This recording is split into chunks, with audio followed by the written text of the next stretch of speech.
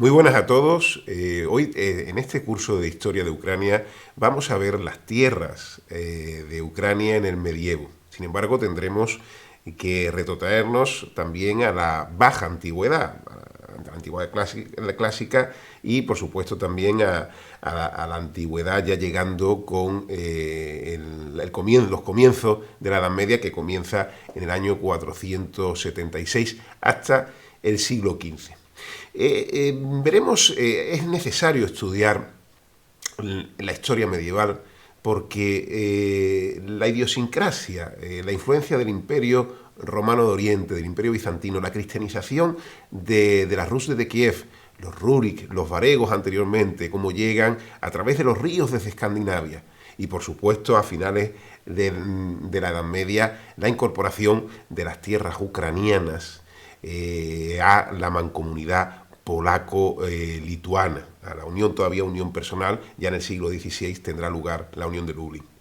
Iremos viendo poco a poco esta historia, analizando, por supuesto, con cartografía y con otras fuentes, como las crónicas.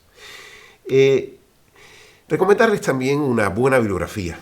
Por supuesto, tienen ustedes aquí este libro de Sergi Plokhý, En las puertas de Europa, pasado y presente de Ucrania, el cual recomendamos para el estudio de la materia. Lo cierto, como les he comentado, es que en nuestra intervención analizaremos los diversos pueblos y culturas. Analizaremos, primeramente, expondremos la antigüedad, escitas, sármatas, pero también los griegos, que también en el Mar Negro dejaron sus colonias. Y por supuesto ya a finales de la Edad Antigua el paso de los hunos, pero anteriormente de los godos, como los godos desde Escandinavia llegaron hasta el Mar Negro. Sabemos cómo luego, posteriormente, vendrán y se asentarán una rama de los godos, los ostrogodos, en la península itálica. Recordemos a Teodorico, nos estamos refiriendo a las invasiones bárbaras del siglo V del Imperio Romano, y con los visigodos, que se establecerán en el sur de Aquitania y la península ibérica, donde estarán hasta el año 711 en que se produzca la invasión musulmana. Analizaremos la evolución de las tierras ucranianas durante el medievo, finalizando nuestro recorrido a comienzos de la Edad Moderna. Como les he dicho, la cartografía es importantísima y hay que citar las fuentes. No podemos dejar Georges Duby, este historiador francés magnífico, su atlas nos permite la evolución de la historia del mundo en más de 300 mapas. Se encuentra, Georges Duby se encontraba, falleció entre los medievalistas más influyentes del pasado siglo XX, siendo uno de los más prominentes intelectuales franceses de la década de 1970 hasta su óbito, hasta su muerte en 1996. Decirle que sus mapas, por ejemplo, veremos también mapas de la partición de Polonia, de la evolución durante el medievo de las tierras de Ucrania, de la invasión, por ejemplo, de los mongoles en el siglo XIII de estas tierras de Europa Oriental. Creo que podremos aprovechar mucho esta fuente de información que nos da Duby con su atlas histórico mundial. Miren, comenzamos. Aquí tienen las tierras de Ucrania. Ya habrán visto en el temario anteriormente con otros profesores, pues historia antigua, prehistoria, pero fíjense el conocimiento con la antigüedad clásica, desde las grandes polis de Grecia, aquí en la península balcánica. Los griegos van a llegar al norte del Mar Negro, a la zona litoral de Ucrania. Por aquí, por esta zona está precisamente Odesa. Desde el Egeo sabemos que los griegos, como pueblo colonizador, recuerden que llegarán hasta nuestras costas, hasta las costas de la península ibérica, Rhodes, Emporión, cerca de colonias dependientes de Marsella, pues aquí también llegan. Pasan lo que es Bizancio, en la unión de Europa con Asia, y van haciendo una navegación de cabotaje y construyen a lo largo de toda la costa del Mar Negro, en lo que es toda esta zona, que ven aquí, ven Olbia, Mentiras, Nicorión. Vamos a poner alguna de ejemplo para que ustedes vean Niconia o Niconio, por ejemplo. Lo tienen aquí. Fue esta colonia del Ponto Usino, es citada por Estrabón. Se encuentra en la desembocadura del río Tiras, ahí lo pueden ver. mientras que la otra parte de la desembocadura ubica la ciudad de Ofiusa. Ambas estaban próximas a la otra llamada Tiras. Son colonias que dependen, exportan el trigo de esta zona. Hay un comercio sobre todo con los pueblos de estas estepas. El periplo, por ejemplo, de Seuecilas cita también a las ciudades de Niconio y Ofiusa, a estas colonias que eran bañadas por el río Tira, y fue fundada por colonos de Mileto o de Istros. Sabemos que en el siglo V a.C. aparecen, pertenecieron a la Liga de Delos, y aparecen en un decreto ateniense y se localizan en Ucrania, y ven un monumento en la población de Rokolanskoye, como pueden ver. Ahí bien, para que vean el contexto, aquí estaría lo que está arriba, lo que estamos hablando, Olbia, Tiro. Fíjense, hubo una equivocación con el nombre de Odesos a la hora, pero Odesa será un poco... Pero están, Teodosia, son zonas que marcan, y aquí estaría Bizancio, y aquí las polis, Esparta, Atenas, además de estas, las ínsulas del Egeo. Recuerden, aquí está Neápolis, Ciudad Nueva, Nápoles, y tantas otras que ellos iban haciendo. Y aquí las que les comentaba anteriormente. Pues las tierras de Ucrania están dentro de la zona de la Hélade, digamos, de las colonias de la Hélade, de las colonias griegas.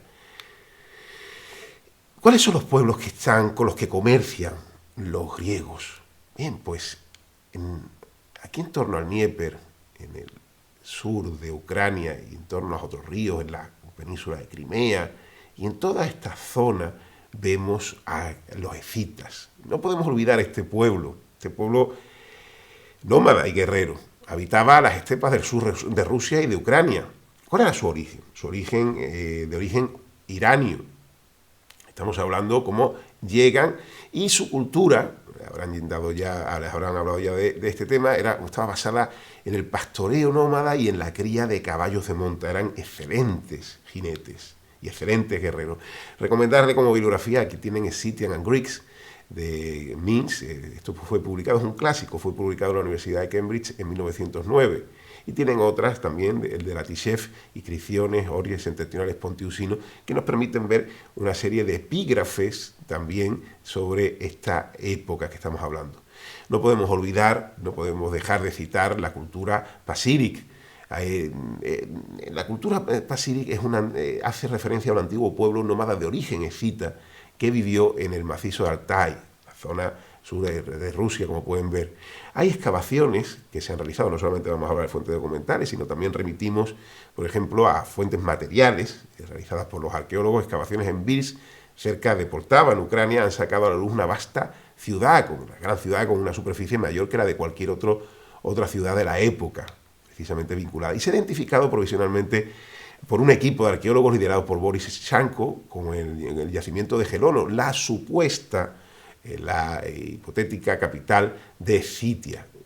Grandes murallas, gran tamaño de la ciudad, y la gran superficie que cuenta, de 40 kilómetros cuadrados, superan incluso el tamaño estrafalario que contaba Heródoto como fuente. Posteriormente, los escitas también no podemos olvidar citar a los sármatas. En el año 200, en el siglo III, fíjense, está siendo la Segunda Guerra, acaba de finalizar la Segunda Guerra Púnica entre romanos y cartagineses. Pues aquí en el oriente tenemos de Europa, hay que citar a los sármatas, que van reemplazando poco a poco a los escitas como pueblo dominante de las estepas. Sármatas y escitas habían luchado en la estepa póntica al norte del Mar Negro. Fíjense, aquí pueden ver ese mapa, la época ya del emperador Adriano. Recuerden que Trajano muere en el año 117, pues al norte, ya la Dacia ha sido conquistada por Trajano más allá del Danubio, pero aquí tienen escitas, sármatas en el sur del Danubio. Posteriormente llegarán desde Escandinavia, como ustedes saben, ya más adelante, el recorrido que veremos ahora de los godos. ¿De acuerdo? Hemos hablado como los godos llegarán desde Escandinavia se dividirán entre los ostrogodos y los visigodos, y cómo la presión de los unos les hará invadir el Imperio Romano, pero están en las tierras de Ucrania.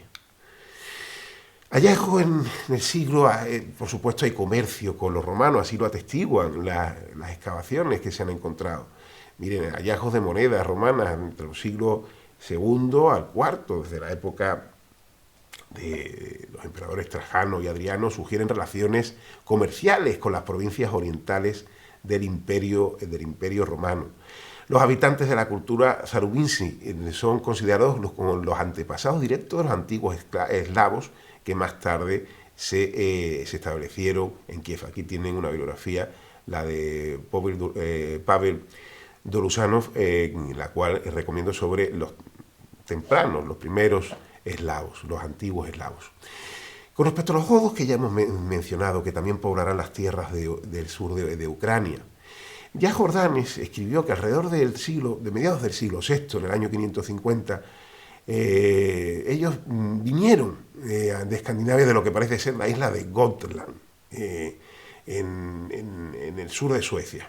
Estamos hablando, bueno, anteriormente, desde Gotland, sabemos que junto al lago Vättern migraron en el 50 a.C., pasando a la isla de Gotland. Gotlandia significa país de los godos. Recuerden que ya en el siglo IV después de Cristo, como están establecidos, cuando las primeras, recuerden cuando los visigodos invaden y derrotan en el 378 al ejército romano en la batalla de Adrianópolis. Fíjense las titulaciones. Todavía hoy en día, esta mujer que les he puesto aquí es un sepulcro que está en el Vaticano. Esta mujer es Cristina de Suecia, una reina de Suecia que era protestante y se convirtió al catolicismo, pero estas titulaciones nos permiten ver el origen de estos godos que se asientan en las tierras de Ucrania. Fíjense cómo se titula: Cristina, Alexandra, Dei Gratia, por la gracia de Dios, Suecorum, Gotorum, Vandalorum, Regina, reina de los suevos, reina de los suevos, godos, Gotorum y Vandalorum. Recuerden que suevos, vándalos y alanos penetraron en el 406 en el Rin, en el Imperio Romano de Occidente, del emperador Honorio, y como posteriormente, a partir del año 409, llegaron a la península ibérica. Y los vándalos, luego, en el 429 con Genserico, llegarán hasta el norte, hasta el África romana. Pasando por todo lo que es Mauritania, llegarán hasta la antigua, en ese momento romanizada, ciudad de Cartago. Y los vándalos se establecerán allí. Posteriormente, recuerden como los visigodos después llegan a Alarico, toma Roma en el 410, y será ya su cuñado Ataulfo el que se establezca en el sur de la Galia y la península ibérica, a caballo entre estas dos regiones, para combatir como federados del Imperio Romano a suevos, godos y vándalos. Recordemos que este pueblo desde el Mar Negro llegaría a asentarse en la península ibérica, los visigodos, y más tardíamente, ya a finales del siglo V, después de la caída del Imperio Romano Occidente, tras derrotar a Odoacro, Teodorico se establecerá el reino ostrogodo en la península itálica, que durará hasta la reconquista del Imperio Romano, la Renovatio Imperii de Justiniano, del Imperio Romano de Oriente. Ahí pueden ver ese mapa, donde ven esa trayectoria de cómo desde Escandinavia los godos llegan hasta esta zona. Recuerden, aquí están los ostrogodos, que ya les he dicho será a finales del siglo V, pero fíjense el periplo de los visigodos, como desde lo que es actualmente Ucrania, penetran en la península balcánica. Ya les dije que derrotaron al ejército romano, incluso matan al emperador. Luego, posteriormente, se establecerá un tiempo, intentarán dentro al sur del Danubio, el imperio Teodosio intentará contenerlos, pero después de la muerte de Teodosio, como en el reinado del hijo de Teodosio, de Honorio, como tomarán en el año 410 Roma, el famoso saqueo de Roma, intentarán bajar a la África, y posteriormente, tras la muerte de Alarico, como vienen aquí a combatir a los vándalos, alanos, suevos, que han penetrado en el 406 por aquí, por el Rin, y en el 409 han llegado a la península ibérica. Y recuerden, como lo que les he dicho, que los vándalos llegan aquí. Es la caída del Imperio Romano, en el cual estos pueblos están muy importantes también y tendrán bajo su yugo las tierras de Ucrania, los hunos, que hacen presión sobre estos pueblos. El más conocido de Reyes hunos, recuerden, conocido como el azote de Dios, siempre popularmente escucharán por donde pasaba su caballo, no que volvía a crecer la hierba, es Atila. Ahora veremos. Bien, los hunos desde Asia van a avanzar desde el continente asiático. Posteriormente los mongoles harán algo muy parecido, seguirán esta ruta, hacia la cuenca del Dnieper, y donde van a vencer a los ostrogodos en el año 375. Empieza esa presión demográfica. Provocan por parte de estos, que se refugian con sus vecinos visigodos, y otra mayoritaria, sin embargo, sobre todo de los ostrogodos, tienen que vivir, se ven forzados a servir dentro del ejército huno, de los antecesores de Atila. Ahora veremos algún nombre de algunos de estos reyes.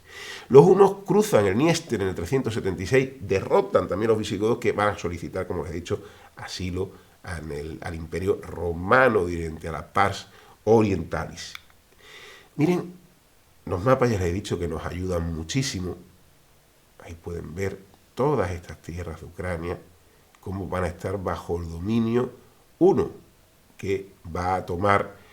Recuerden que no será el peligro huno, motivará incluso la derrota de los campos catalaúnicos, intentando contenerlo, aunque Atila en algún momento casi estuvo a punto de penetrar hacia Roma. Recuerden que fue el Papa León el que consiguió detenerlo, como pueden ver en esta representación, que ven ahí al Papa intentando contener esa invasión de los hunos. Las tierras en poder de los hunos, como pueden ver ustedes, se extendían ya desde el mar Caspio hasta el Danubio, como pueden ver. Fíjense, toda esta zona e incluso más allá. Otros pueblos germánicos, como los gépidos, érulos, esciros, también fueron sometidos, al igual que las poblaciones protoeslavas que están en esta zona. Estamos hablando de finales del siglo IV y toda la primera mitad del siglo V después de Cristo. Atila, el rey de los hunos, al que hemos mencionado, que va a gobernar estas tierras, es hijo del noble huno Munsuk, era sobrino de gobernantes hunos. Aparece en el himno nacional de Hungría, incluso los magiares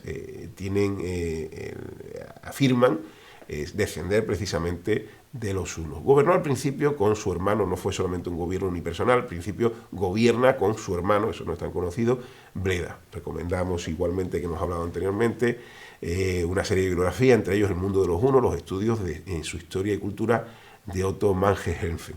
Ahí lo pueden ver en la Universidad de California Press. Ahí se puede ver mejor el mapa.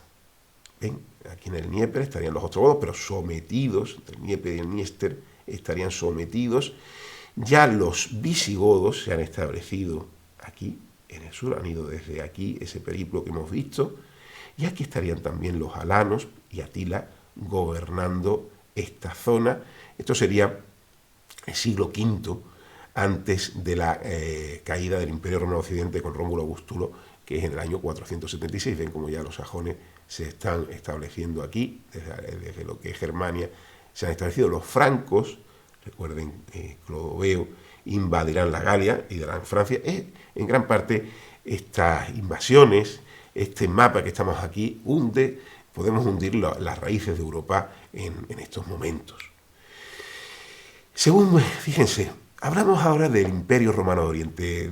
Las tierras de Ucrania van a recibir constantemente la influencia de Bizancio, del Imperio Romano de Oriente, que es la Pars Orientalis del Imperio Romano, que subsistió casi 1000 años. El Imperio Romano Occidente cae, como os he dicho, hay una serie de emperadores títeres, de nominares, que muchas veces en manos de jefes bárbaros, pero en el año 476 es depuesto Rómulo Augustulo. Y Odoacro, que es el jefe de los érulos, manda sus insignias a Constantinopla.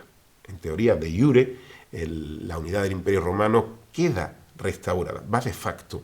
De hecho, los pueblos bárbaros han dividido la parte del Imperio Romano Occidente que Teodosio había dejado a su hijo pequeño Honorio. Arcadio había recibido la mayor en el 395.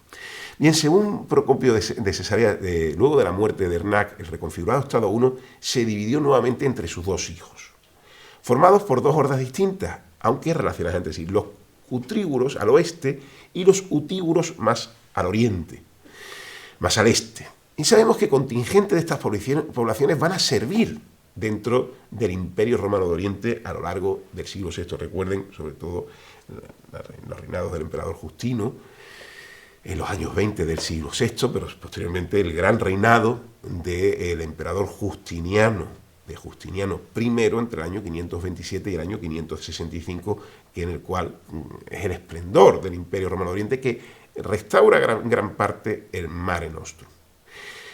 Pero no nos olvidemos, fíjense, ahí lo pueden ver en este mapa, a ver, todavía quedan godos, aunque los ostrogodos en esta zona donde les estoy poniendo, les estoy enseñando en Crimea, todavía quedan godos en esa zona.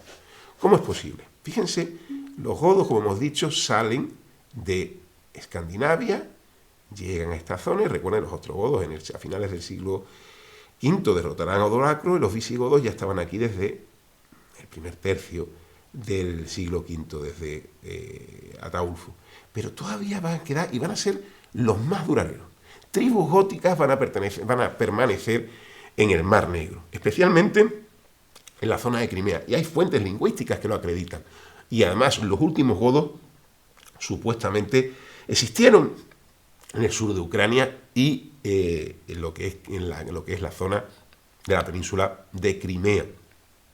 Sabemos que todavía, cuando ya habían sido, fíjense, los godos, los visigodos desaparecen de la historia, eliminados por los musulmanes, la invasión musulmana del año 711. Los ostrogodos, esa otra rama del pueblo godo, habían desaparecido en el siglo VI por las conquistas de Justiniano en la península itálica, cuando es reconquistada Italia por Justiniano, por el Imperio Romano de Oriente. Y se vuelve a tomar Roma para el Imperio Romano, con capital en Constantinopla. Pero los godos siguen en Crimea incluso en el siglo VIII, son los más duraderos. Sabemos que se rebelarán, fueron derrotados y su ciudad Doros será ocupada. Estamos hablando en la época ya de los házaros. Un Tudún, señor házaro, se estableció en el Quesoneso en la década, a pesar de que la ciudad dependía nominalmente del Imperio Romano de Oriente. Esa ambición, todavía al sur de la península de Crimea, en muchas ocasiones va a estar bajo el gobierno de Constantinopla. Otro pueblo que no nos podemos olvidar en este recorrido, y que pasará por el Dnieper y el Dniester, se llaman los ávaros. Vienen de Asia, como pueden ver. Estamos hablando siglo VI, finales del reinado del emperador Justiniano, principios del imperio de Justiniano II en Bizancio, y fíjense que van a estar desde el siglo VI hasta que en el siglo IX Carlomagno, el emperador franco, el rey de los francos, que tomará la corona imperial en el año 800, los derrote y establezca una de sus marcas. Pero los ávaros van a dejar su impronta también en esta zona de las tierras de Ucrania. Y por supuesto no podemos dejar de hablar, obviamente, de los eslavos. ¿Qué son los eslavos? Miren, los eslavos son pueblos europeos que se caracterizan por pertenecer a un grupo etnolingüístico común. Es el más numeroso del continente. El origen de estos pueblos hay que remontar al siglo I después de Cristo, en los territorios, lo que es Cáucaso, Ucrania y Asia Central, donde progresivamente van a ir penetrando en el este de Europa, en el este y centro de Europa. Tras la caída del Imperio Romano, la huida de una serie de tribus de las zonas que ocupaban los eslavos decidieron desplazarse incluso hacia el sur, generando una explosión demográfica y un crecimiento de diferentes grupos. Aquí estarían los eslavos del sur, no nos olvidemos de los croatas, de los serbios.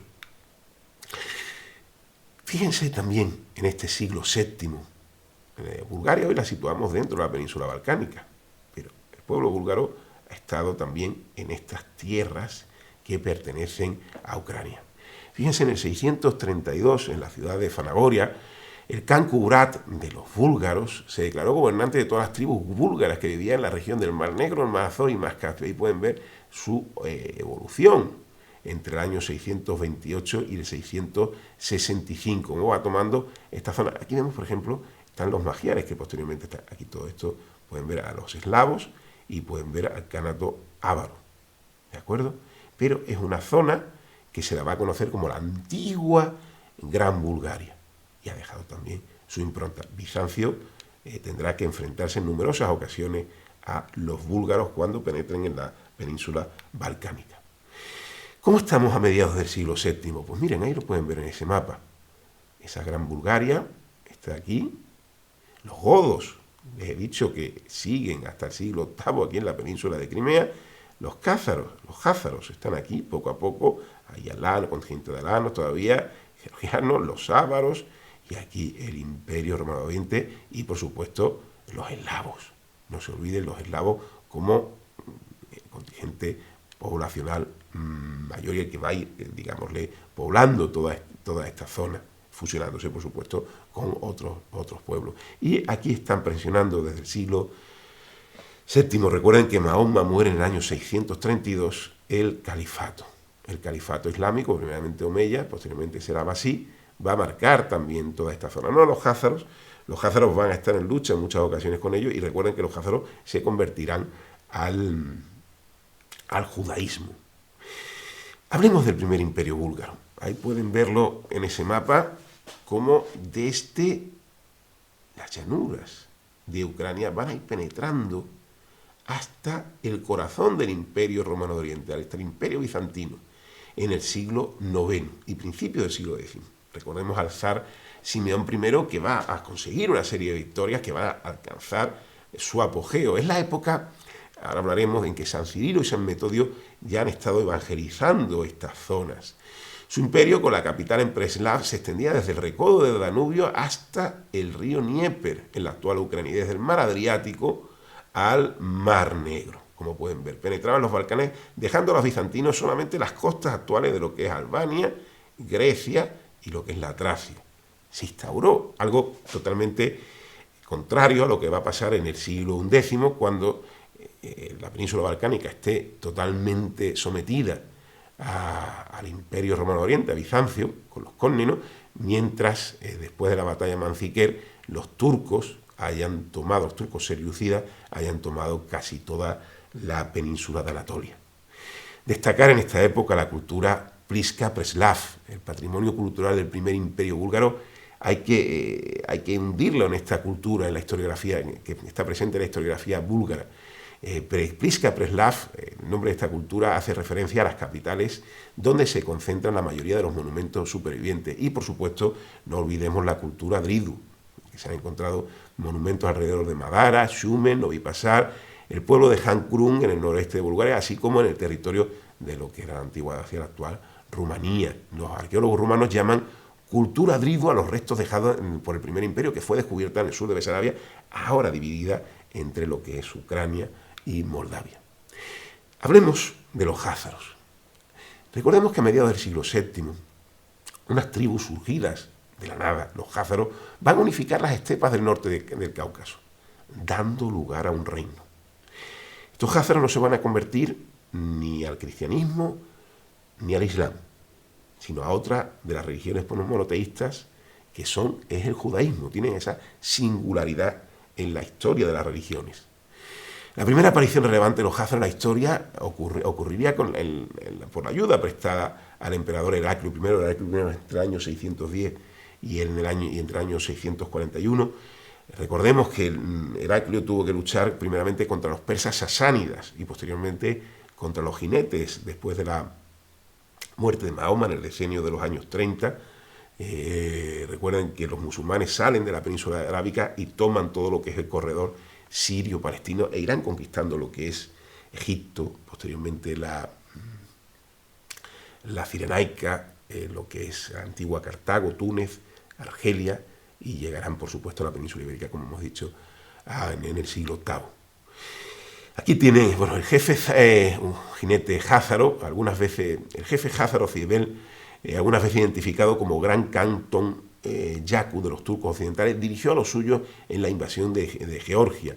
Llegó incluso a concertarse un matrimonio entre el hijo de Cibel y la hija de Heraclio, pero nunca llegó a hacerse efectivo. Los bizantinos, romanos orientales, veían una especie de ayuda para tomar por la retaguardia a los invasores musulmanes. También se creó se piensa que el primer asentamiento humano en este lugar, en lo que establecido entre los siglos V y VI, se estaría en Kiev, pero posteriormente Kiev sería un destacamento del imperio házaro, estaría dentro de la órbita de Khazaria. Ahí pueden ver que domina estas tierras de Ucrania y también lo que vemos del el Cáucaso, esta zona y por supuesto gran parte de la península de Crimea. Aquí en este otro lado estarían por aquí estarían los cumanos también, como pueden ver, y los búlgaros estarían en estas zonas.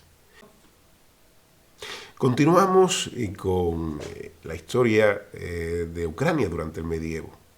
Vamos a ver ahora la Rus de Kiev. Bien, en esta Rus de Kiev, en este estado que existió, el primer estado eslavo ortodoxo que existió, hunden sus raíces Ucrania, Rusia y también Bielorrusia. Veremos la evolución de cómo este estado, fundado por Oleg de Novgorod en el año 882, esta Rus de Kiev, cómo ocupó el territorio de esas tres naciones, que hoy reivindican como sus raíces, como sus orígenes. Rusia, como les he dicho, Bielorrusia y Ucrania, que es lo que estamos viendo. ¿Quiénes eran estos personajes? Bueno, ¿quiénes eran los gobernantes de la Rus de Kiev? Hay que remontarse, igual que hicimos con los godos, a Escandinavia. Pues en el siglo IX tenemos que también remontarnos a los vikingos. Recuerden, los vikingos, ese pueblo, ha habido demasiados tópicos con respecto a las invasiones vikingas, pero recuerden, los vikingos, al hablar de la historia de Europa, se puede hablar de los vikingos en varios lugares del continente europeo, por supuesto en Inglaterra, no se puede, recordemos, por supuesto en el norte de Francia, el imperio franco va a sufrir sus invasiones, también en el siglo IX Al-Ándalus, en la península ibérica, va a sufrir invasiones vikingas, y el sur de Italia. Recuerden que los normandos, que son de origen vikingo, ellos van a conquistar lo que es Nápoles y Sicilia, que arrebatarán, en Sicilia se la arrebatarán al imperio, a los musulmanes, y el sur de lo que es la península itálica al imperio romano de Oriente, al imperio bizantino, al cual expulsarán en la segunda mitad del siglo XI, en el año 1071. Miren, aquí tenemos fuentes, hemos visto fuentes documentales, pero vamos a ver también fuentes epigráficas. No nos podemos olvidarnos de la piedra de Kalvsten en Stergoland, que data del siglo IX. Es la inscripción más antigua que menciona a un jefe tribal vikingo que lideró una expedición hacia el oriente, hacia el este, remontando esos ríos. Ahora los veremos. Del mapa de Josdivy, como pueden ver. Ahí fíjense, esas invasiones que les he estado comentando. Sobre todo, ahí pueden, a ver si podemos verlo, fíjense, incluso zonas de Inglaterra. Recuerden la batalla de Hastings en 1066, como Guillermo el Conquistador Guillermo el Bastardo, el duque de Normandía va a tomar, eso ya en el siglo XI, en el año 1066, pero las invasiones anteriores, fíjense, recuerden en el siglo IX también lo que es Islandia, incluso expediciones que hay hasta Groenlandia, y recuerden el debate historiográfico fue Cristóbal Colón el primero que llegó a América. Los vikingos, siempre se habla precisamente que llegaron desde Groenlandia, llegarían a lo que era Vinland, en la zona de Canadá. Aquí pueden ver los ataques que tuvieron, y posteriormente fíjense cómo van remontando estos ríos, el Dnieper, y cómo llegarán a atacar, como veremos a continuación, al Imperio Romano de Oriente y a su capital en varias ocasiones. Aquí estarán lo que son los varegos, ¿de acuerdo? Zonas, pueden ver, en las zonas de expansión vikinga. Incluso recuerden que dentro del imperio, el emperador romano de Oriente, los diversos emperadores bizantinos, son conocedores de su gran capacidad de combate. Incluso tendrán una guardia de origen vikinga que se llamará la Guardia Varega, como posteriormente veremos. Aquí tienen actualmente las naciones de Noruega, Suecia, Dinamarca, son naciones que hunden sus raíces en ese pasado vikingo. Sobre todo los que lleguen a las tierras de Ucrania serán sobre todo los que vienen de esta parte, de Suecia. No podemos dejar de mencionar a ese jefe varego que sería Rurik, que ganó el control de Ladoga en el año 866 y construyó el asentamiento de Olmar cerca de Novgorod y fundó la dinastía rúrica, que gobernó la Rus de Kiev y posteriormente incluso en Principado de Moscú hasta finales hasta el siglo XVI, que podían remontar los grandes duques de Moscovia, podían remontar incluso muchos nobles hacen remontar sus genealogías, como veremos, a este conquistador, a este jefe varego que está en esas tierras de esos territorios étnicamente eslavos. Ahí les he dicho, siempre intentando recomendarles buenas lecturas, aunque sean clásicas, pues ahí tienen genealogías y matrimonios occidentales de los Ruriks rusos entre los siglos X al siglo XIII. Es un estudio que yo les recomiendo bastante. Es un clásico, pero muy bien realizado. Obviamente, estos contactos, estas invasiones, abren nuevas rutas comerciales. Podemos hablar de la ruta comercial que desde lo que es la actual Suecia llegaba al Imperio Romano de Oriente, a los bizantinos, ¿de acuerdo? A Constantinopla, utilizando la navegación fluvial, estos ríos navegables, Pripyat Occidental, que encabezaba Europa Occidental, la ruta comercial del Volga, que descendía por la cuenca del Volga, incluso hasta el mar Caspio, como pueden ver. Fíjense que el sur del Mediterráneo estaba en manos de los árabes en aquel momento. Estamos hablando en el siglo IX, que ya es el califato abasida en el año 750 ha sido destronado el califato omeya y se ha pasado a la capital del imperio, del califato, de Damasco a Bagdad. Pero estos son intercambios comerciales de primera entre el mar Báltico, el mar Negro y el mar Caspio. Aquí, y Ucrania obviamente está en el corazón de estas tierras. Los contactos con el Imperio Romano de Oriente, como hemos dicho, van a ser continuos y han influenciado mucho las tierras de Ucrania. Miren, ¿qué es Bizancio? ¿Qué es el Imperio Romano de Oriente? El Imperio Romano de Oriente, recuerden que en el año, no vamos a contar todo el Imperio Romano, pero recuerden que cuando en el siglo IV, Constantino va a fundar una nueva capital, en el año 330. Constantinopolis, la ciudad de Constantino. Durante el siglo IV el imperio va a verse dividido en muchas ocasiones. Constantino, por ejemplo, dividirá entre sus tres hijos, Constantino, Constancio, Constante, el imperio. La división definitiva va a ser la del 395 de Teodosio I, que dividirá el imperio romano entre lo que era la parte occidental con Honorio y la parte oriental con su hijo Arcadio, con capital en Constantinopla. Ya Roma no está siendo capital del Imperio Romano de Occidente, será Rávena, en anteriores ocasiones había sido Milán, pero, y como hemos visto anteriormente, poco a poco el Imperio Romano de Occidente, que recibe Honorio en el 395, va a ir cayendo en decadencia. Roma será saqueada en el 410, luego en el 455 por Genserico, como saben, y en el 476, recuerden que les comenté que Rómulo Augustulo es depuesto y Odoacro envía las insignias imperiales a Constantinopla. En teoría, el Imperio Romano solamente volvía a tener un emperador, un César. Sin embargo, no es así. Aquí en esta zona están los visigodos, aquí van a estar a partir de 493 los ostrogodos, también estaba Odoacro, aquí se van a ir estableciendo, van a ir conquistando los francos, los vándalos en esta zona y en las islas, los anglosajones y jutos van a estar en Inglaterra, pero el Imperio Romano de Oriente resiste. Sin embargo, como hemos visto, va a recibir invasiones desde las tierras de Ucrania, desde las estepas, desde las llanuras ucranianas van a venir, hemos visto que han venido los ávaros, los cumanos, posteriormente búlgaros, constantemente va a haber una interacción. Y por supuesto con los rus de Kiev, sobre todo a partir del siglo IX, va a haber una interacción no solamente comercial, sino también a veces conflictos políticos.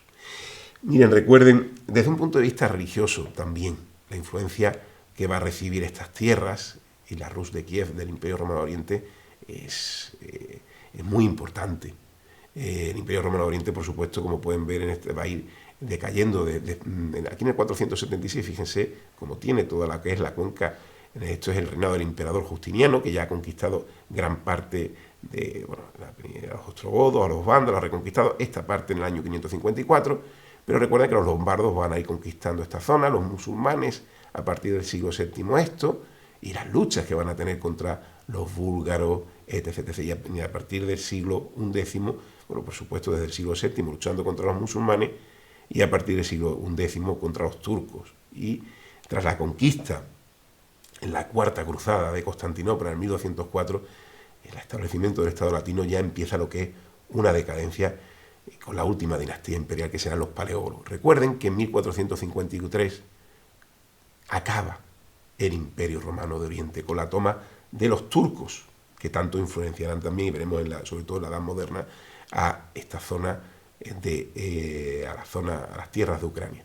Recuerden que en el año 1054 Constantinopla, desde un punto de vista ya de la historia religiosa, se había separado de Roma, en la época del patriarca Miguel Ferularius, las excomuniones mutuas. La iglesia de San Pedro, los patriarcas de Constantinopla no aceptan a los sucesores, la superioridad de los sucesores de San Pedro. Esto es el origen de la Iglesia Ortodoxa, todos estos pueblos que vemos aquí, búlgaros, ucranianos, rusos.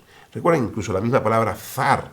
Recuerden que una sobrina de Constantino XI, Zoe, paleólogo, casarán con el gran duque de Moscú.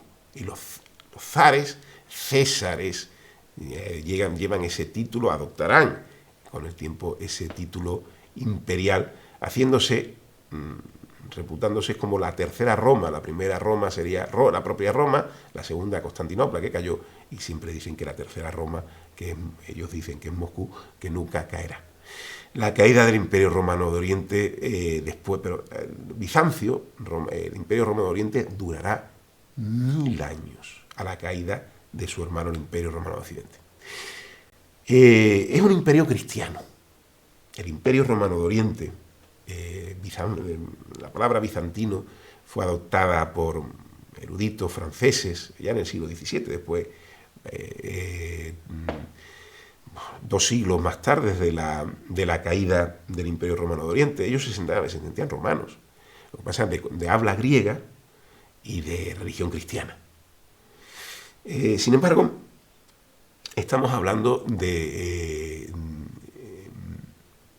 se quiere evangelizar a esos pueblos que están en la península, más allá de la península balcánica, y más allá del Danubio.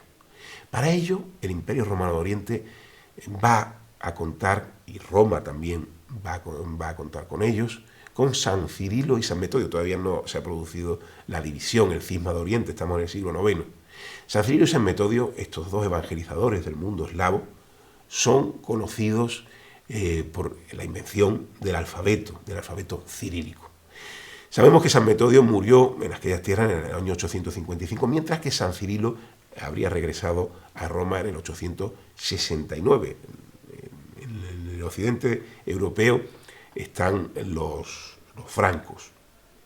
Ahí tienen el alfabeto cirílico. Los alfabetos glagolítico y cirílico son alfabetos eslavos, los alfabetos eslavos más antiguos conocidos, y fueron creados por estos dos hermanos o por ellos o por sus alumnos, para traducir los evangelios y los libros litúrgicos a las lenguas eslavas.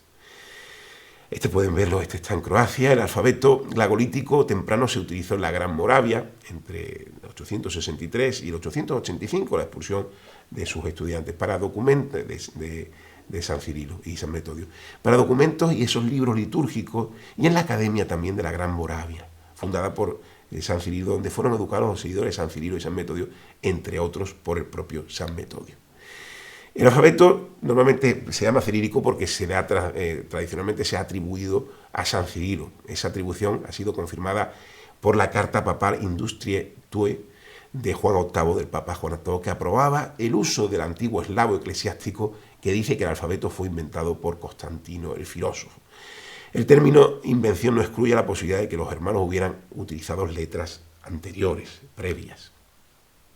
Lo cierto es que el alfabeto cirílico temprano fue desarrollado por los discípulos de los santos hermanos en la escuela literaria de Preslav, anteriormente en Pliska como escuela literaria de Pliska, y a finales del siglo IX una simplificación del alfabeto glagolítico que se parecía más al alfabeto griego.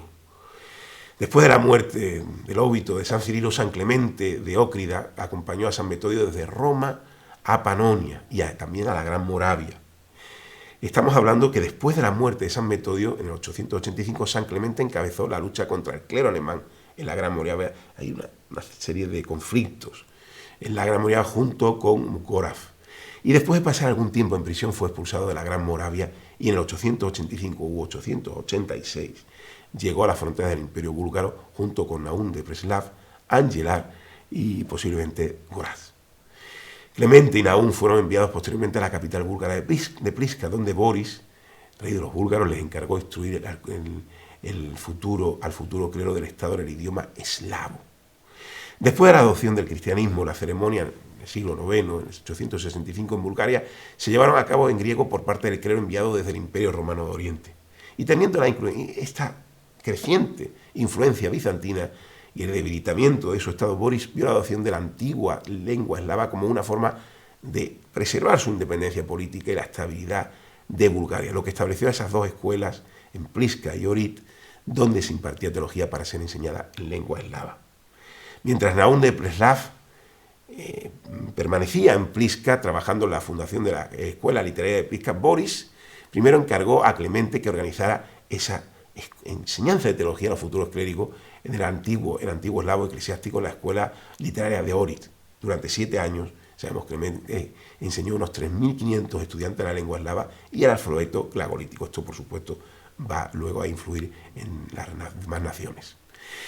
A la intercesión de San Clemente se atribuye también la noticia del bautismo de Vladimir, del príncipe de Kiev.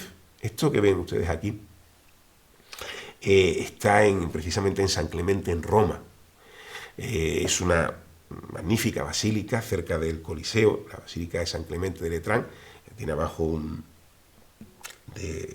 serie de excavaciones de época romana. Entonces ustedes van bajando, lo llevan unos monjes dominicos y pueden ver una serie de placas puestas por países eslavos que recuerdan a San Cirilo y San Metodio.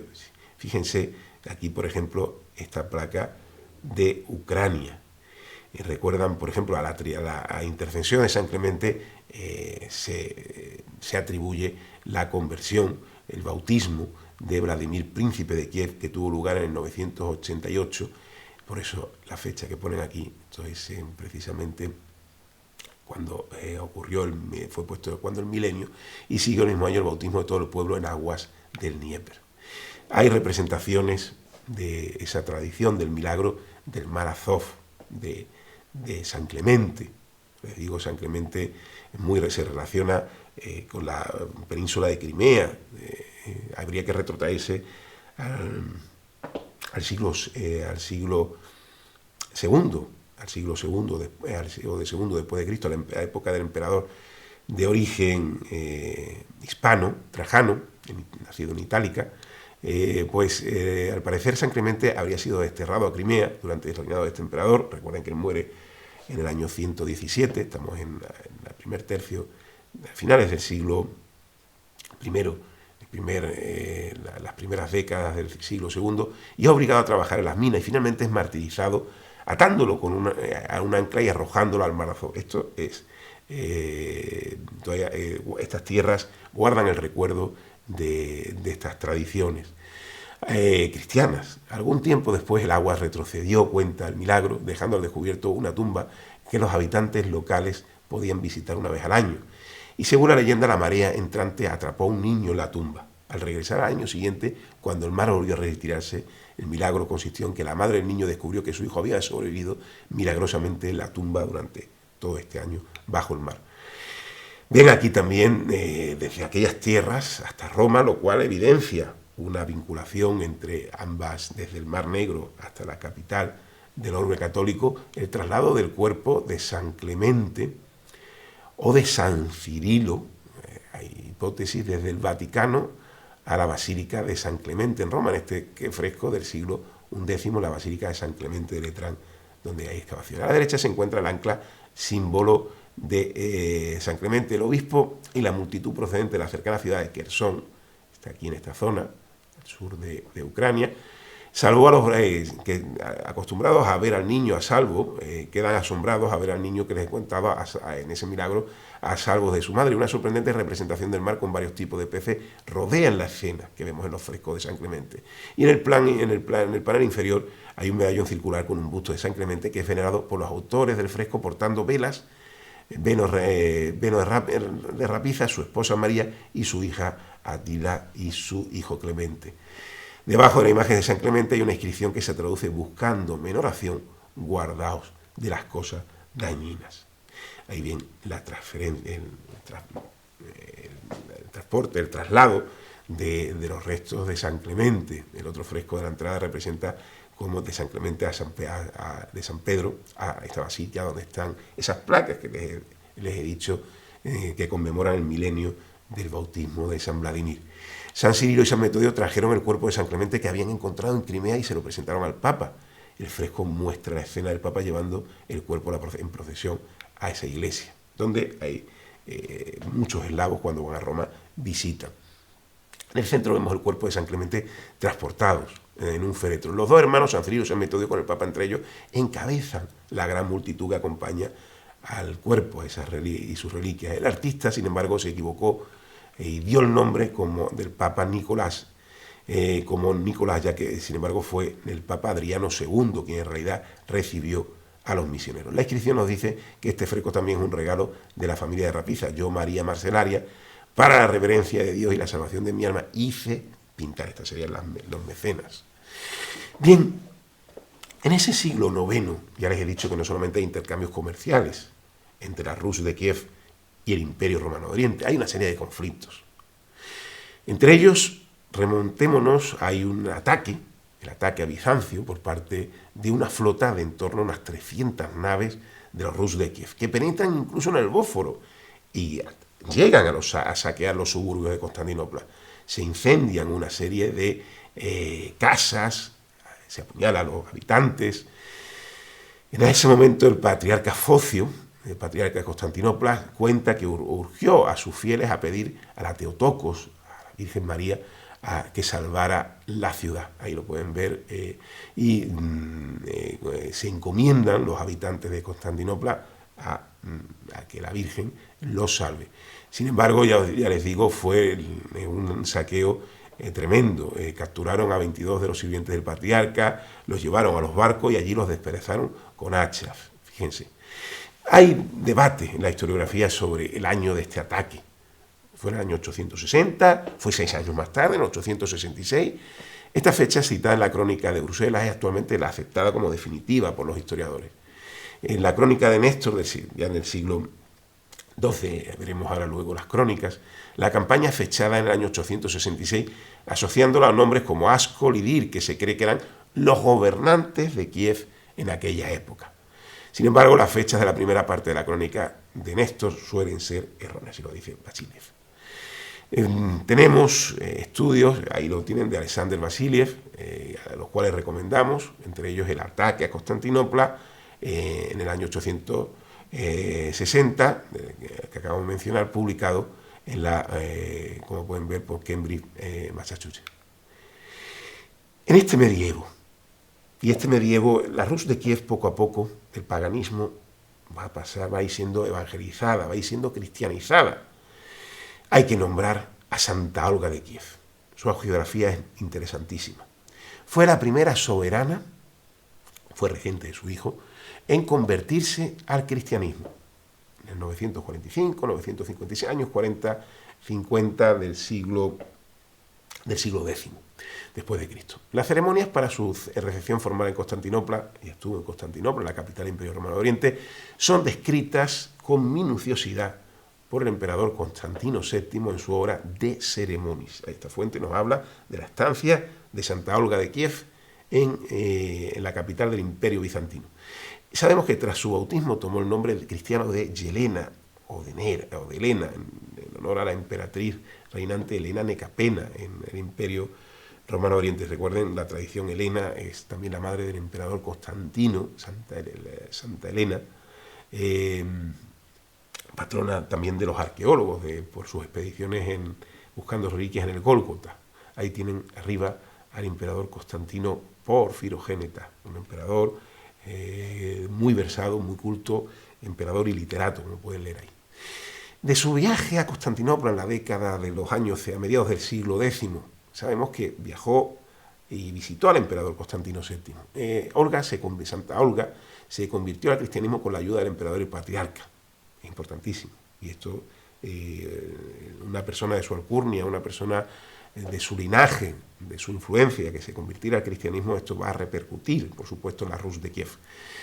Aunque la crónica primaria no revela los motivos de Olga para su visita o conversión, detallan extensamente el proceso de conversión en el que fue bautizada e instruida en los rituales, en las normas, en las formas del cristianismo, de cómo fue la catequesis, es decir, una catequesis. Miren, aquí tienen, ya les digo, la presencia escandinava, de origen escandinavo, algunos de ellos habían sido soldados de la Rus de Kiev, habían venido, otros vendrían de Nápoles, pero la Guardia Varega era una unidad que anteriormente hemos mencionado, era una unidad de élite del Imperio Bizantino, del Imperio Romano de Oriente. Desde los siglos X, que estamos viendo la conversión de Santa Olga, cuyos miembros era una guardia personal. Y está todavía en la Baja Edad Media, incluso después de la Cuarta Cruzada hay referencia a la Guardia Varega, a los varegos en Constantinopla. Hay, por supuesto, italianos, sobre todo a partir del siglo III, venecianos, genoveses. Recuerden que los venecianos son en gran parte los culpables de la conquista de Constantinopla y la fundación del Imperio Latino durante la Cuarta Cruzada, pero la importancia desde el siglo X de los varegos, de los escandinavos, de los descendientes de los vikingos, es importantísima. Incluso pueden ver ahí esas inscripciones rúnicas descubiertas en el pasado siglo XX, en 1964, en un vierteaguas del piso superior de Hagia Sofía. El descubrimiento fue publicado, como pueden ver, por Elisabeth Sparkström en Ronorna y Hagia Sofía, en esta revista, Bannen, en 1970, y aunque se encuentra deteriorada, pero se puede leer parte del nombre nórdico Hafla, ¿de acuerdo? Ahí lo tiene. Y esto lo pueden, si alguno de ustedes va a Constantinopla, puede contemplar. Hay otra segunda inscripción descubierta por Folke Herbert de Usara en un nicho en la parte occidental de la misma galería. El descubrimiento también fue publicado, fue anunciado en el Departamento de Runas de Estocolmo en el 84 y fíjense, luego el arqueólogo Mats Larsson descubrió las runas en 1988 y fue publicado al año siguiente, en 1989. Verba volan scripta mane. De procedencia nórdica, la Guardia fue formada por primera vez durante el reinado del emperador Basilio II, un emperador que llegó al segundo cenit del Imperio Romano de Oriente. Muere en el año 1025, pero va a ser llamado Bulgaróctonos. Él va a conseguir derrotar a los búlgaros, Basilio II. Tras la cristianización de la Rus de Kiev por el príncipe Vladimir y los acuerdos alcanzados, va a haber una serie de acuerdos, un entendimiento diplomático después de una serie de conflictos. Vladimir, que había usurpado recientemente el poder en Kiev con un ejército formado por soldados, envió 6.000 hombres a Basilio como parte de acuerdo de asistencia militar. No podemos dejar de hablar durante estos siglos, noveno, décimo, de Oleg de Novgorod, u Oleg de Kiev, el príncipe varego que trasladó la capital del Principado de Novgorod, recuerden, Rurik, a Kiev, fundando el poderoso estado de los Rus de Kiev. Va a haber una serie de conflictos nuevamente. Ya hemos hablado del siglo IX, en 860 u 866 otra fuente, pues sabemos que Oleg va a atacar a principios del siglo X, antes de Santa Olga, va a intentarlo, a atacar Constantinopla. Llega con 2.000 barcos y 80.000 efectivos. Sacaron sus barcos del agua incluso y avanzaron en algunas ocasiones con ruedecilla por tierra, sorteando incluso las cadenas. Incluso llegó a poner su escudo en las murallas. Recuerden las triples murallas de Constantinopla, que no serán a traición. Conseguirán entrar los cruzados en 1204, pero la conquista por los musulmanes, por la media luna, tendrá lugar en 1453, después de la derrota de Constantinopla. Pero fíjense cómo aquí llegan en aquel momento los contingentes de la Rus de Kiev. Sucesor de Oleg fue Igor de Kiev, gran príncipe de la Rus de Kiev entre los años 912 y 945. En 2 ocasiones llegó a poner sitio a la capital del Imperio Romano de Oriente. Se sigue atacando Constantinopla. La importancia geoestratégica de la capital del Imperio Romano de Oriente ha sido valorada por todos los tratadistas militares. Tiene la Constantinopla, miren ustedes, tiene el control del Mar Negro, de la entrada y salida del Mar Negro al Mar Egeo, al Mediterráneo, y es la puerta que custodia Europa y Asia. Estuvo casado, es lo que sabemos, que Igor de Kiev estuvo casado, además con Santa Olga de Kiev. Recuerden que posteriormente será la que visite Constantinopla en la época del emperador Constantino VII. Hay un tratado con Bizancio, en el año 945, firmado entre el emperador Constantino VIII e Igor de Kiev, que fue celebrado en 944 y 945 como resultado de esa expedición naval emprendida por la Rus de Kiev contra Constantinopla. Sus disposiciones fueron menos ventajosas para la Rus en comparación con el tratado previo asociado al predecesor de Igor de Kiev, que fue Oleg, al cual ya hemos visto. Pero llegamos ya al gran Sviatoslav I de Kiev, príncipe guerrero, Konuk, de la Rus de Kiev, hijo del príncipe Igor de Kiev y su mujer Olga, príncipe de Novgorod y gran príncipe de Kiev. Ahí tenemos uno de sus monumentos. Se hizo famoso, fíjense, por sus campañas militares que provocaron la caída de Jazaria, de los cázaros, y del Imperio búlgaro. La Rus de Kiev va cogiendo cada vez mayor importancia. Recuerden que aquí están los búlgaros del Volga. Sometió también a los búlgaros del Volga, a los alanos, tribus eslavas orientales, aliándose con magiares y pechenegos, como pueden ver.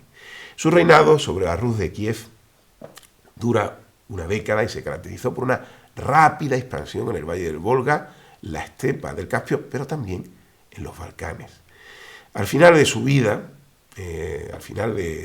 Sviatoslav, no fue muy larga, había forjado un gran y poderoso estado en Europa Oriental, convirtiendo a Pereizlavtets en el Danubio, ya cerca de la desembocadura del Danubio, en capital de su reino en detrimento de Atenas. Aquí tiene una imagen. En contraste con la conversión de su madre al cristianismo ortodoxo, debemos decir que Sviatoslav se mantuvo pagano durante toda su vida, no se convirtió al cristianismo. Sabemos que había invadido, así nos lo dice la crónica de Manases. Tenemos, ahí pueden ver cómo Sviatoslav y sus tropas de Rus de Kiev, invaden Bulgaria. Y llegó aquí tenemos a la batalla de Arcadiópolis en el año 970. Es un choque entre el Imperio Romano de Oriente, al mando de Bardas Escleros, y un ejército enviado por Sviatoslav de Kiev, que incluía contingentes aliados, búlgaros, pechenegos y magiares húngaros. Esto tuvo lugar en el siglo X, en el año 970.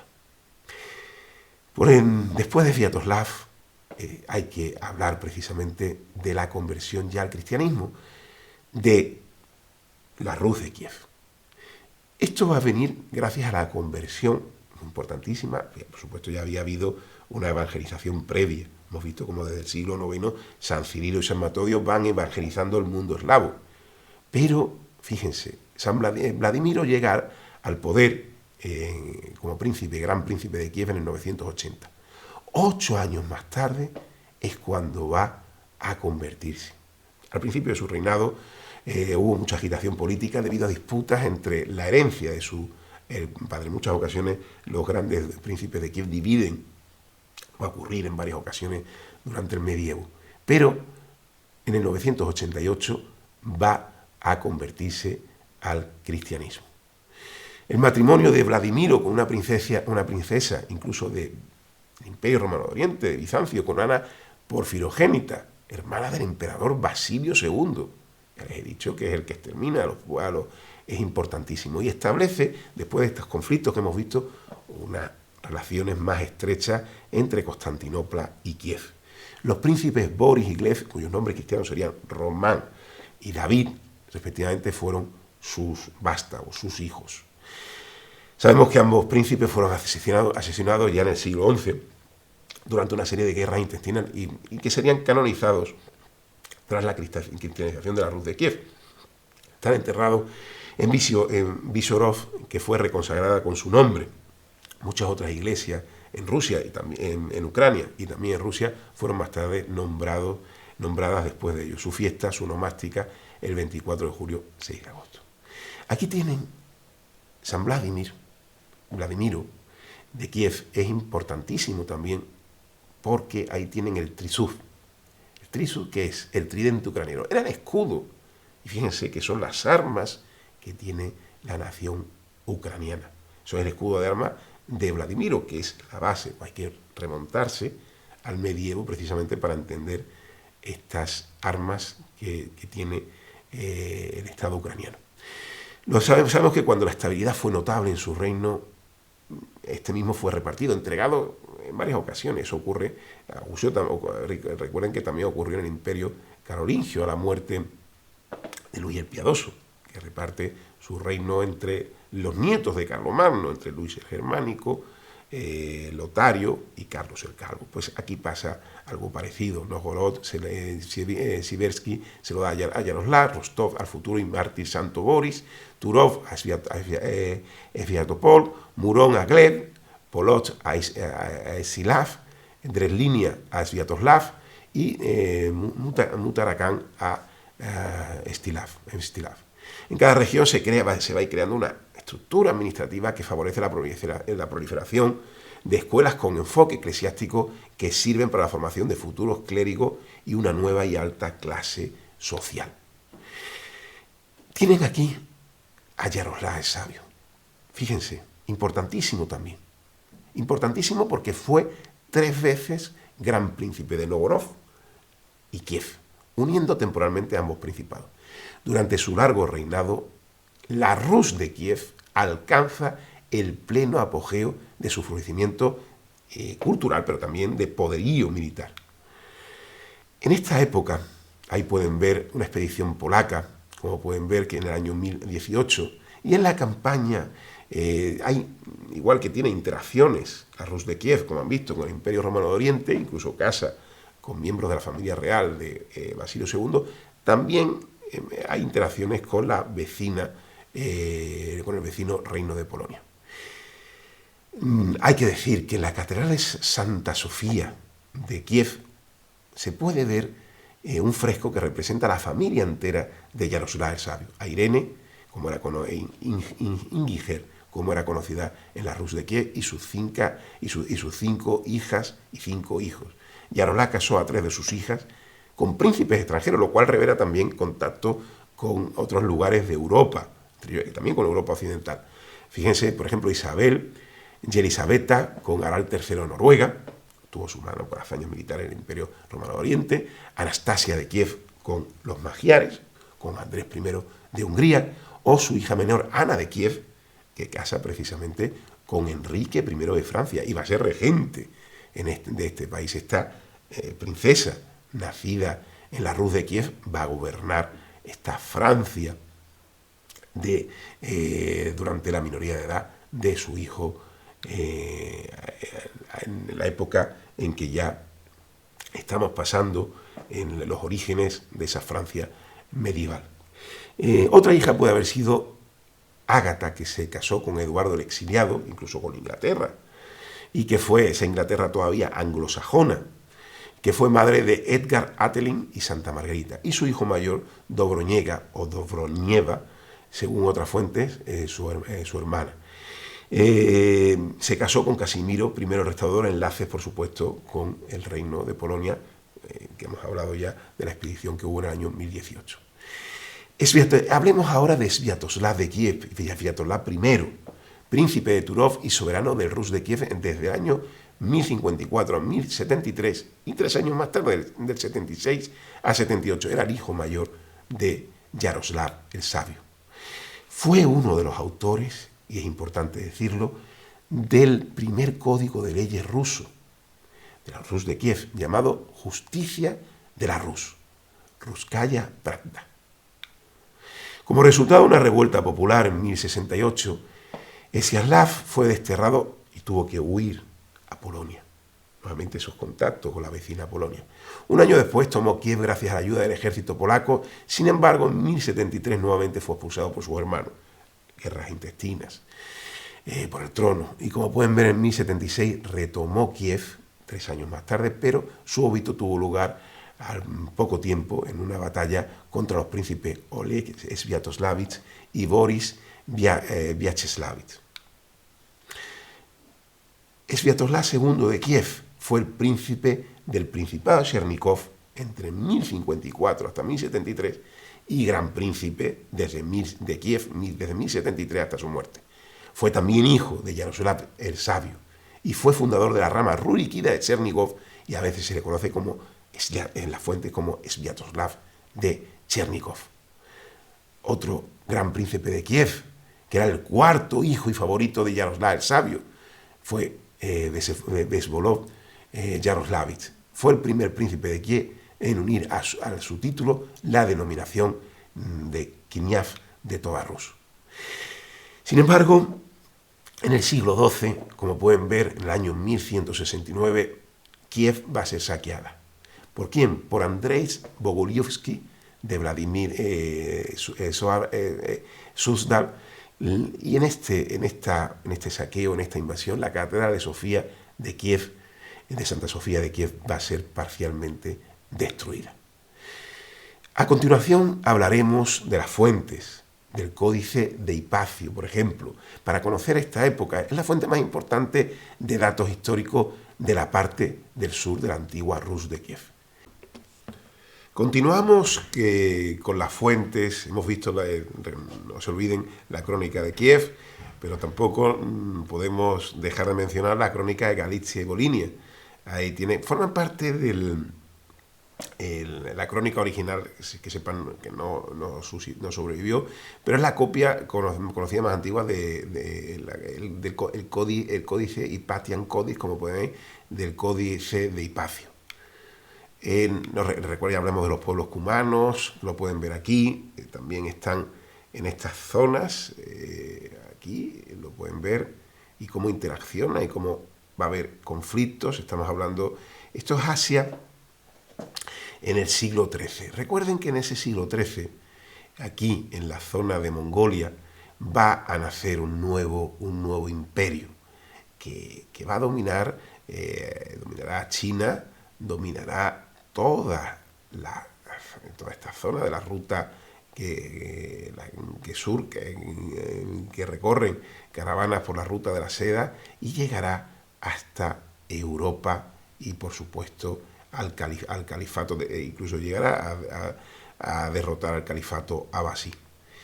Nos referimos al gran conquistador mongol Gengis Khan, nacido en el siglo XII, en la segunda mitad del siglo XII, en 1162, nacido como Temujin. Fue el fundador y primer Khan del Imperio Mogol.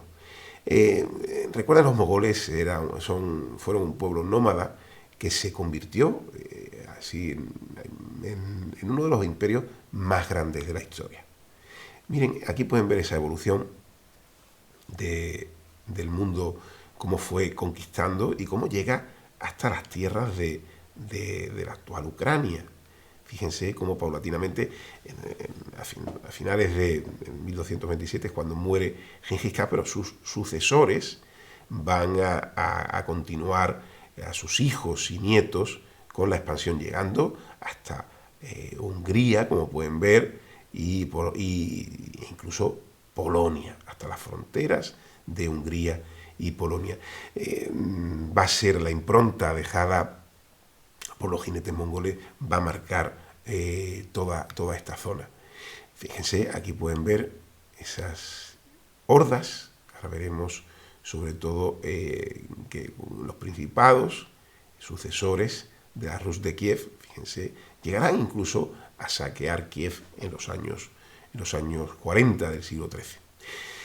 No podemos olvidar, dentro de esa expansión del Imperio Mogol, todavía en vida de Gengis Khan, de la batalla del río Kalka.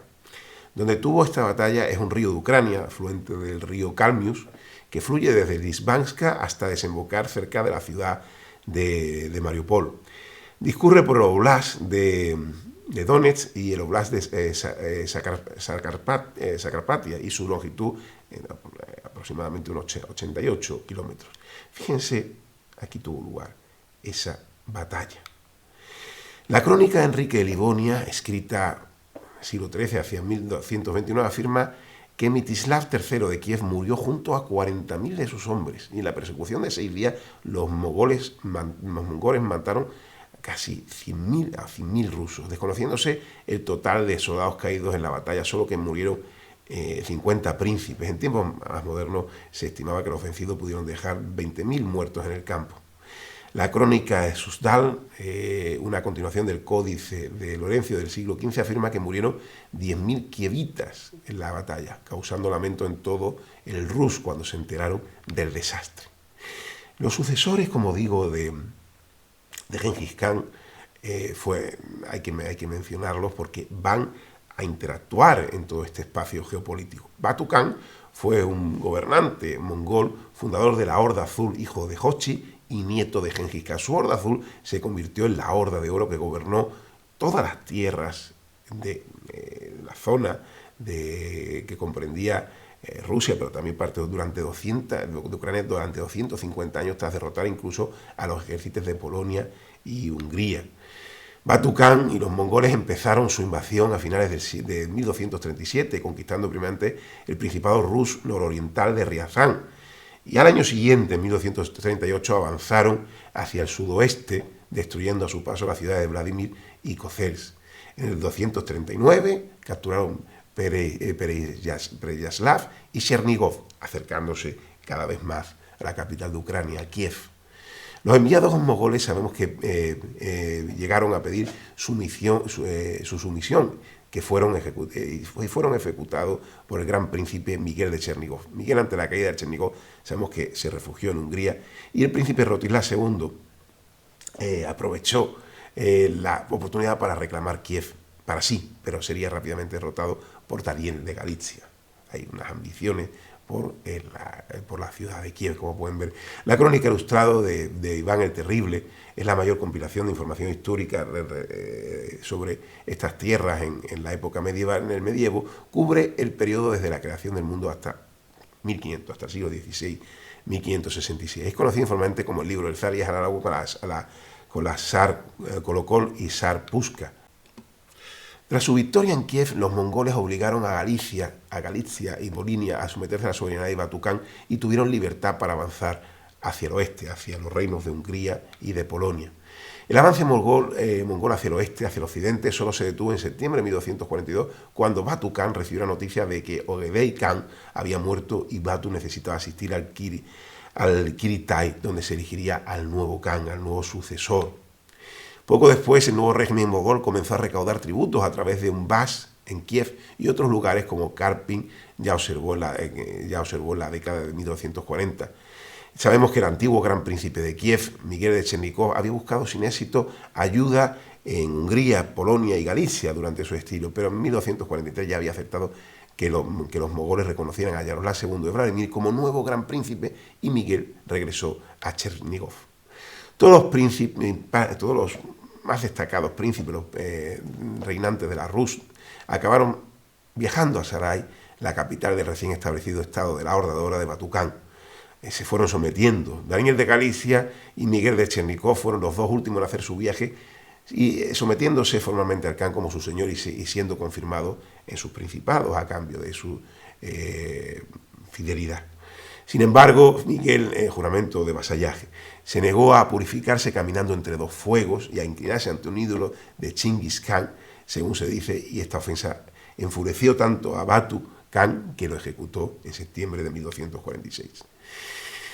Hablar también en este siglo XIII, en lo que queda del siglo XIII, después del saqueo de Kiev y a principios del siglo XIV de León I de Galicia. Él fue gran príncipe del Rus de Kiev desde 1271 a 1301. León, sabemos que trasladó la capital de Halitz a la recién fundada Leópolis, la actual Lviv.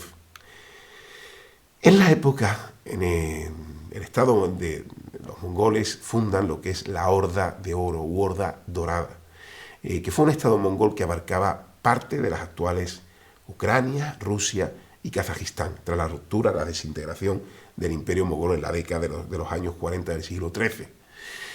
Tokamis, hay que mencionarlo, en el desde mediados del siglo XIV hasta principios del siglo XV, era un guerrero mongol del linaje de Gengis Khan por vía de Jochi. Sabemos que como Khan unificó la Horda Azul y la Horda Blanca, eran sus divisiones de la Horda de Oro, para que ustedes me lo entiendan, y entre 1380 y 1395 libró una serie de duras batallas contra los príncipes de Moscovia, pero también contra Tamerlán. Sabemos que Tokamis, en el año 1382, condujo una exitosa expedición contra Moscú en venganza por la derrota de Kulikovo. Llegó a incendiar Moscú en agosto de 1382 y saqueó Vladimir, Yuriyev-Polski, Mosais y otras ciudades rusas. Derrotó a los lituanos que habían tratado de intervenir cerca de Poltava, en la actual Ucrania. Y la victoria ciertamente provocó que lo que es el Principado de Moscú siguiera sometido 100 años más a la autoridad mongol. En 1385 sabemos que atacó a Azerbaiyán y conquistó y saqueó Tabriz antes de retirarse con el botín obtenido. Ya en el siglo XIV, a mediados sobre todo del siglo XIV, Casimiro III de Polonia conquista lo que es el Principado de Galicia-Volinia, mientras que el corazón de la Rus, incluyendo Kiev, caerá en poder del Gran Ducado de Lituania después de la batalla del río Irpin. ¿Qué pasó en esa batalla? La cronología, hay un debate historiográfico sobre la cronología de esta batalla del río Irpin. Unos dicen historiadores que dicen 1321, otros hablan de 1323, los años 20 es cuando tuvo lugar. Tuvo lugar entre los ejércitos de Gediminas, gran duque de Lituania, y el príncipe Stanislav de Kiev, aliado con Oleg de Pereslav y Roman de Briansk. Los historiadores, como les digo, hay historiadores que discrepan sobre la fecha.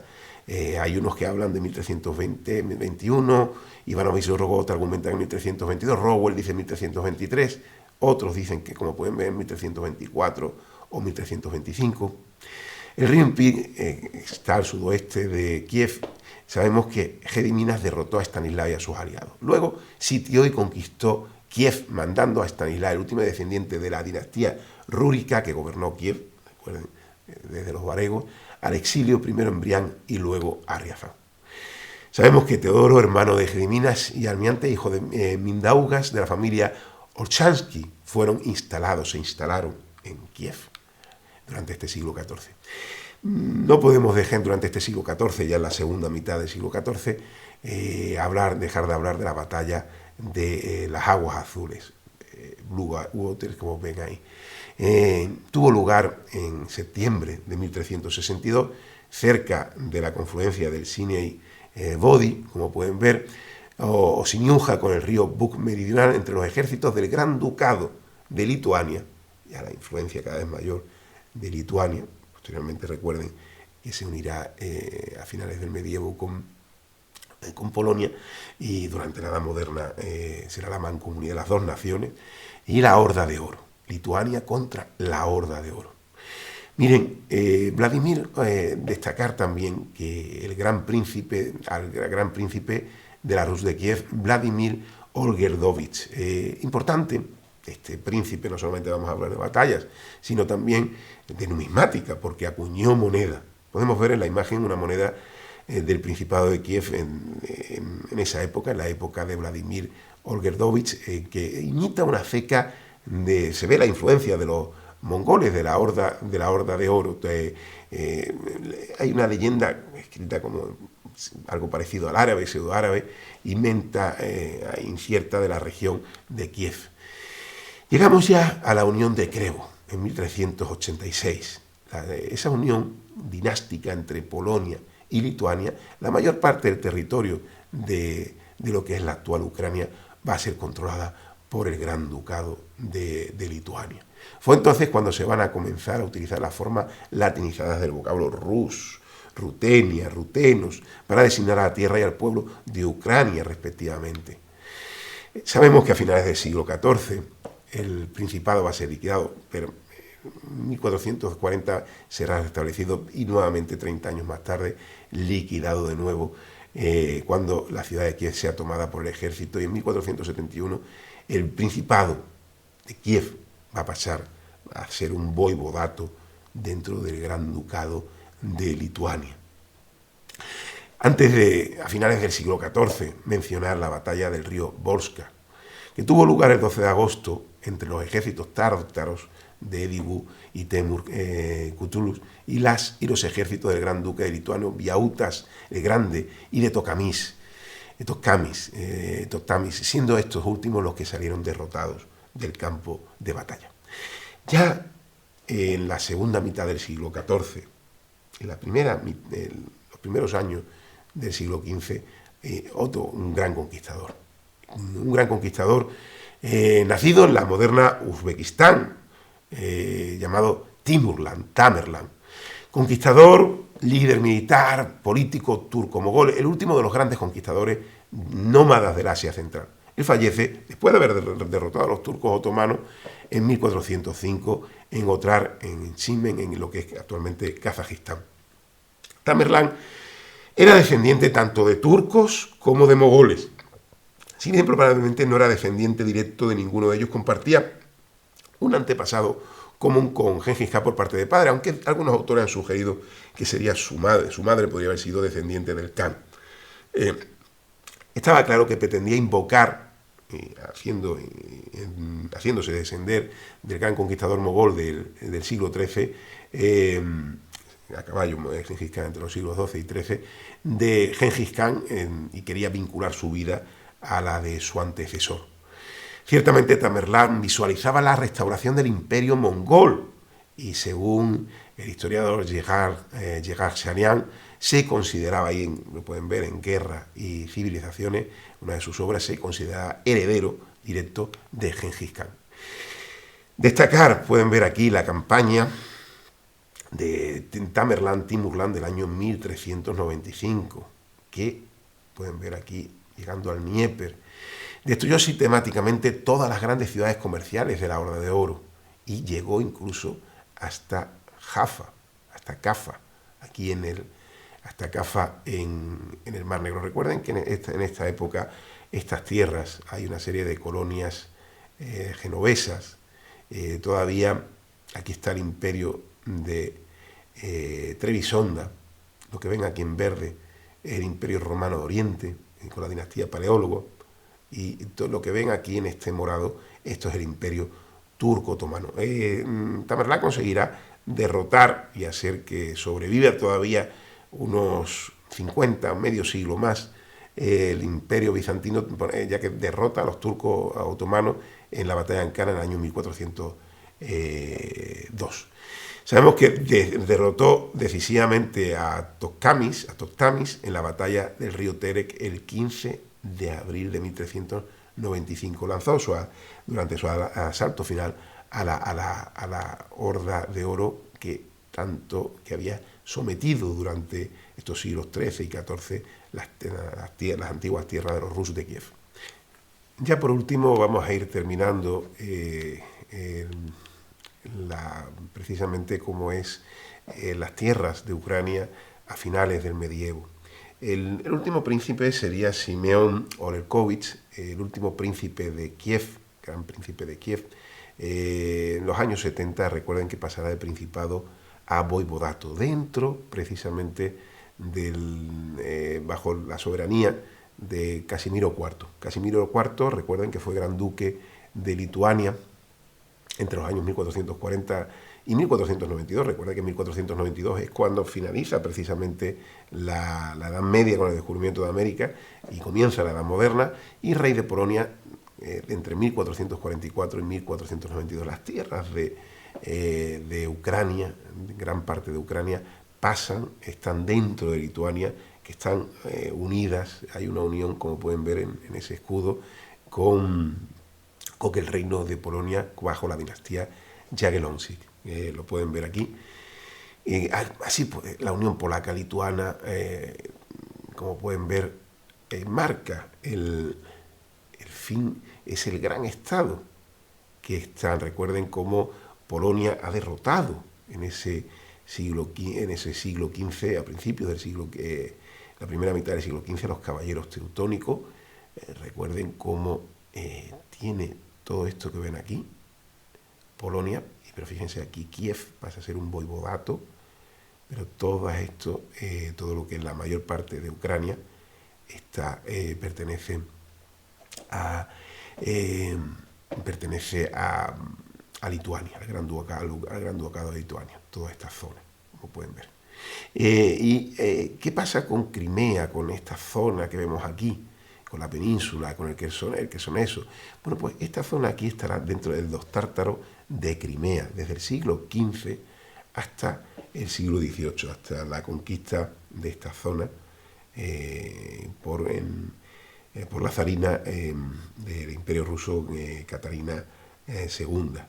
Ahora veremos en el próximo vídeo, durante la edad moderna, la interacción, las luchas continuas que va a haber, las invasiones que desde Crimea van a lanzar los tártaros, que están bajo la soberanía de los turcos otomanos, en concreto sobre estas tierras. Llegarán incluso a gobernar en el siglo XVII la zona de Podolia. Ya lo verán ustedes ahora, en los próximos vídeos.